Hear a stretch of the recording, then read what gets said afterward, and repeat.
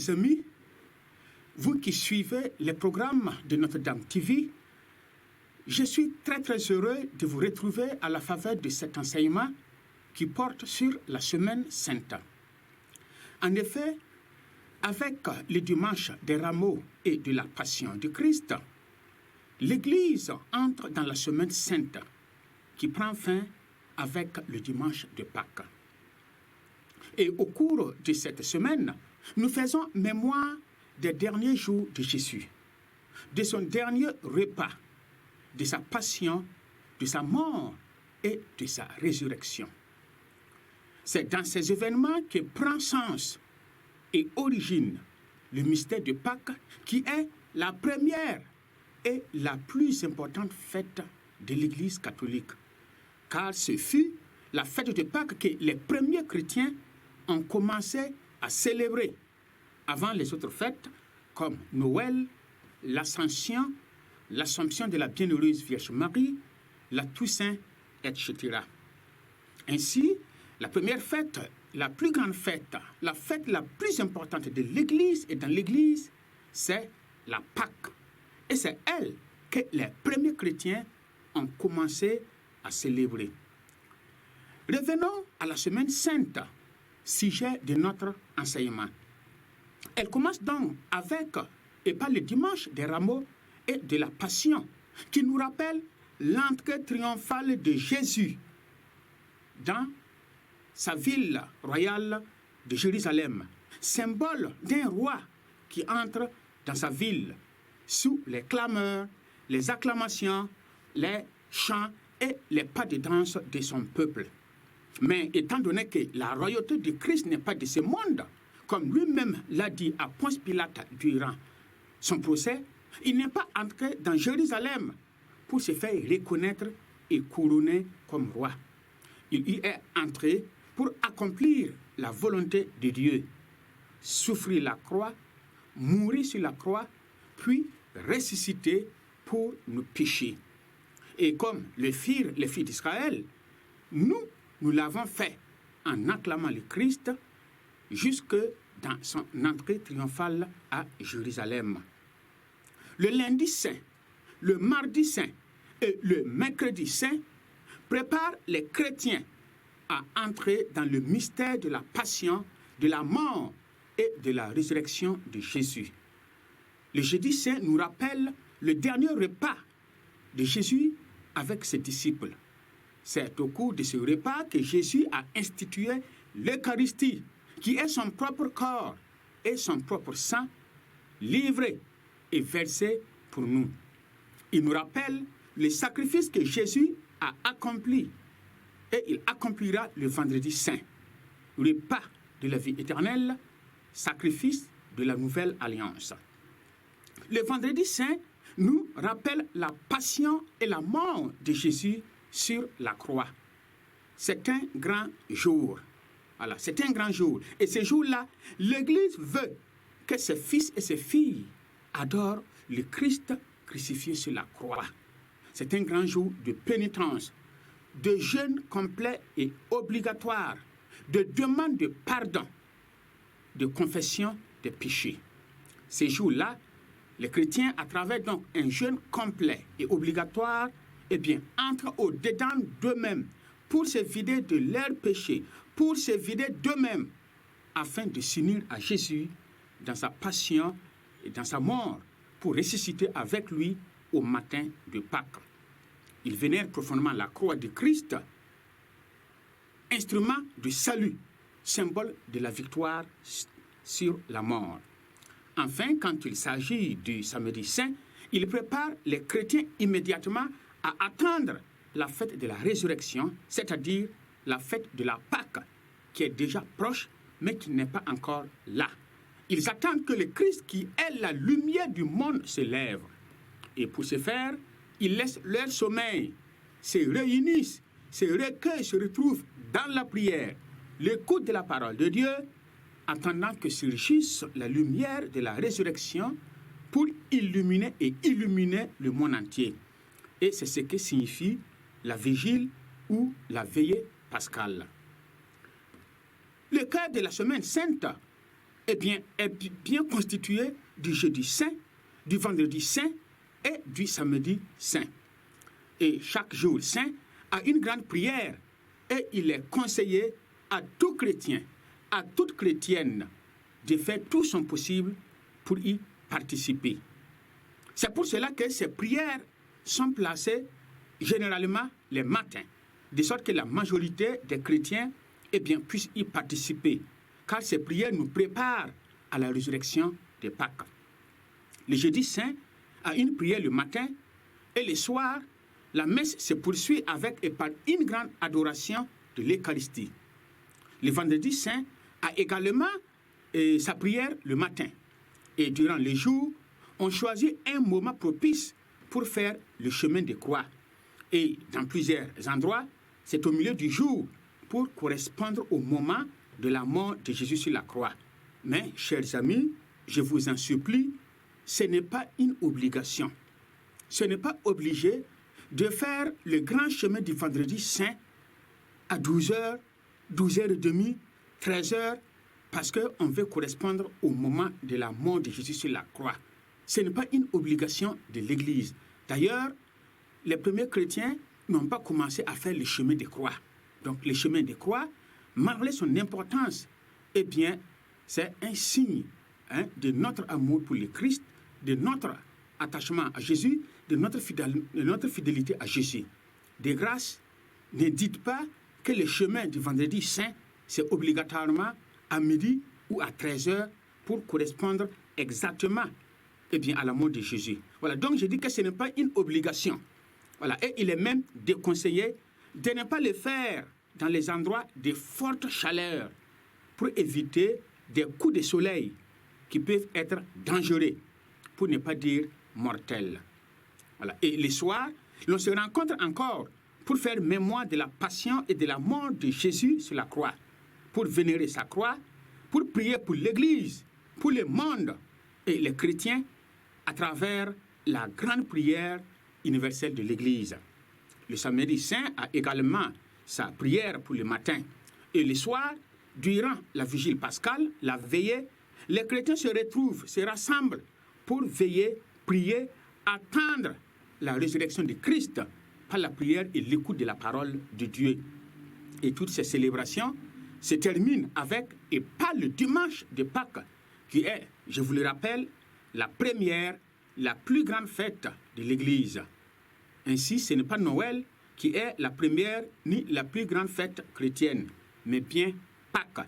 Parce que c'est cette fête que les premiers chrétiens ont commencé à célébrer avant de célébrer les autres. C'est d'ailleurs la passion, la mort et surtout la résurrection de Jésus qui a été le point de départ de la foi chrétienne. Donc, au cours de cette fête, donc la fête de Pâques, on aime reprendre et chanter l'Alléluia pour exprimer notre joie. À présent, chers amis, parlons de chaque jour du Triduum Pascal avec détail. D'abord, le jeudi saint. Au début de l'Église, quand les premiers chrétiens ont commencé à célébrer Pâques, il n'y avait pas encore le jeudi saint, qui est venu beaucoup plus tard. La grande célébration ou la grande fête était la veillée pascale du samedi saint. Le jeudi saint est donc venu progressivement. C'est ces jours-là que l'on bénit les saintes huiles à travers la messe dite chrismale. Et ces saintes huiles serviront à oindre les catéchumènes et à célébrer les sacrements durant l'année. Le jeudi saint marquait la fin du carême et c'était le jour réservé pour l'absolution des péchés. Et de ce fait, les premiers chrétiens se préparaient pour accueillir le pardon de leurs péchés ces jours-là. Enfin, c'est le jour mémorial du dernier repas de Jésus avec ses disciples et de l'institution de l'Eucharistie. Au début de l'Église, à Jérusalem et à Rome, l'on célébrait deux messes. La première messe était destinée à marquer la fin du carême. Et c'était donc la messe de la fin du carême. Tandis que la deuxième messe se célébrait pour commencer les préparatifs de la Pâque. Mais, par fini, on en est venu à ne célébrer qu'une seule messe le matin, puis vint l'adoration de l'Eucharistie. On cherche un endroit bien préparée et propre où allait disposer la Sainte Réserve, attendant donc le vendredi saint. Mais c'est à partir de 1955 que l'Église organisa et réorganisa le jeudi saint tel que nous le connaissons aujourd'hui, avec toutes ses composantes. Prière du matin, messe le soir, avec l'adoration du Saint-Sacrement jusqu'à minuit. La prière du jeudi saint met l'accent sur la passion et la mort du Christ. Deuxièmement, la messe chrismale, dont j'ai déjà parlé, c'est cette messe au cours de laquelle l'évêque bénit les saintes huiles qui seront utilisées pour oindre les nouveaux baptisés et pour célébrer les sacrements tout au long de l'année. Mais on peut célébrer aussi la messe chrismale à un autre jour pour permettre aux prêtres d'être tous là. Troisièmement, les souvenirs du dernier repas de Jésus avec ses apôtres, l'institution de l'Eucharistie, puis la Sainte Messe. Et enfin, l'adoration du très saint sacrement. C'est ce jour-là que le Christ a institué l'Eucharistie et pour cela, après la messe, l'on procède à l'adoration du saint sacrement ensemble. Et on reste avec Jésus, on veille avec lui jusqu'à son arrestation dans le jardin des Oliviers. Et tout cela, c'est pour accomplir ce que Jésus lui-même a dit. Priez pour ne pas entrer en tentation. Après l'adoration de l'Eucharistie, on cherche un endroit où déposer le corps du Christ. Et le jeudi saint, à cause de tout ce qui a été dit à propos de l'institution de l'Eucharistie, est traditionnellement le jour de fête de tous les prêtres de l'Église universelle. Parce qu'ils sont serviteurs de l'Eucharistie et serviteurs du Christ, grand prêtre par excellence. Pour cela, les fidèles sont invités ces jours-là à prier pour leurs prêtres, à prier pour les agents pastoraux et à exprimer envers eux, par des signes, par des gestes concrets, eh bien, leur fraternité, leur amitié, leur amour, leur affection, leur gratitude pour ce qu'ils sont et pour ce qu'ils font pour eux. Après le jeudi saint, nous avons le vendredi saint. Le vendredi saint nous rappelle la passion et la mort de Jésus-Christ. Au début de l'Église, le vendredi saint était appelé les jours de la Pâque. Voilà, le vendredi saint était appelé au début de l'Église les jours de la Pâque, tandis que les jours de Pâques étaient appelés les dimanches de la résurrection. Pourquoi jour de la Pâque? Parce que c'est ces jours-là que le Christ est mort. C'est sa Pâque. C'est ces jours-là qu'il est sacrifié, qu'il est immolé, qu'il est mort. Et les jours donc de la Pâque, le dimanche, étaient appelés les jours de la résurrection. Mais à y regarder de près, le vendredi saint et les jours de Pâques, c'est-à-dire la fête de la résurrection, constituent une seule et même réalité. Car cela nous rappelle la victoire du Christ sur la croix, la souffrance et la mort. Au début, il n'y avait pas de prière. Les jours du vendredi saint, il n'y avait que le jeûne, la pénitence, et c'était un grand jour réservé pour le renoncement des péchés. Ce qui veut dire que, eh bien, du jeudi saint jusqu'à la vigile pascale, il n'y avait rien. Voilà, pas de prière. Mais petit à petit, on en est venu à établir que les jours de vendredi saint, il soit possible aux fidèles de pouvoir communier au corps et au sang de Christ. Par la suite, c'est seulement le prêtre. Mais le pape Pie XII décida que le jour du vendredi saint, il y aura seulement la prière. Et durant cette prière, il est possible aux fidèles de communier au corps du Christ préparé la veille, c'est-à-dire préparé le jeudi saint.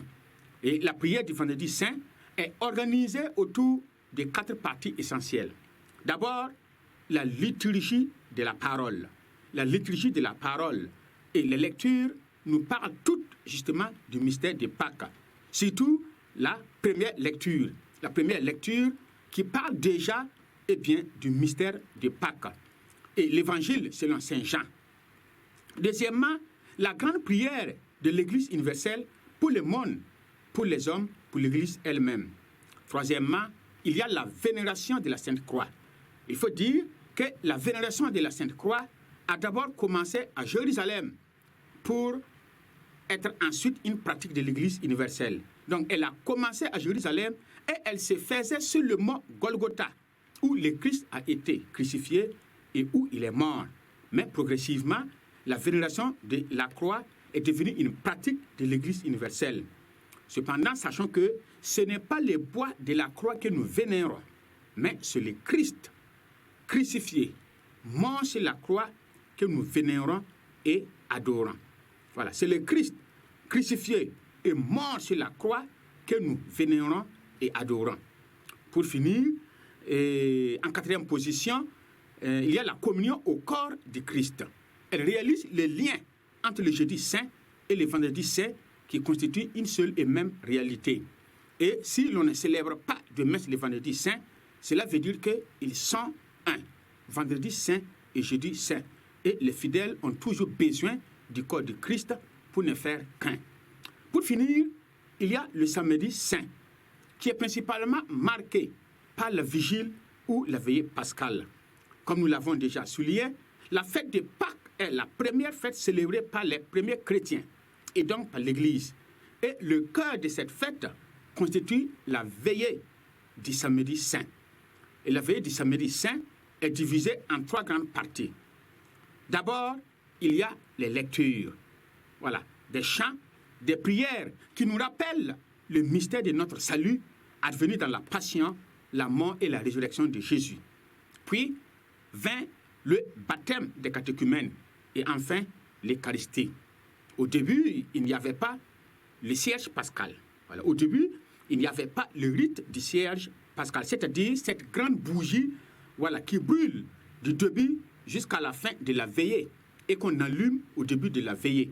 La liturgie du cierge pascal a été introduite dans l'Église, dans la liturgie des Pâques, par l'empereur Constantin pour symboliser le Christ, lumière du monde qui jaillit comme le soleil de son tombeau pour illuminer et éclairer les habitants du monde. Mais, chers amis, quel est le sens de la veillée de la vigile pascale? Pour l'Église, la veillée du samedi saint et la fête du dimanche de Pâques constituent une seule et même réalité, car Pâques veut dire passage. Ainsi, pendant la veillée pascale du samedi saint, les chrétiens attendent le passage de la lumière de la résurrection de Christ quand elle va surgir pour eux et pour le monde entier. Et comme jadis les filles d'Israël ont veillé et attendu le passage parmi eux du Seigneur qui vient les libérer de l'esclavage d'Égypte, les chrétiens font de même à travers l'écoute de la parole de Dieu, des chants et des prières. Ils attendent donc le passage de la lumière de la résurrection de Christ parmi eux pour les illuminer et illuminer tous les habitants du monde. Chaque année, la fête de Pâques aide l'Église et permet à l'Église d'obtenir de nouveaux enfants par le baptême et la venue de nouveaux baptisés qui renforcent l'Église. Cela aide l'Église à entrer dans le mystère de la passion, de la mort et de la résurrection de Christ pour nourrir et fortifier sa foi, pour avoir plus de force pour sa mission jusqu'au jour du retour de Christ, comme lui-même l'a promis. Ceci étant, bonne, fructueuse et sainte semaine sainte à toutes et à tous.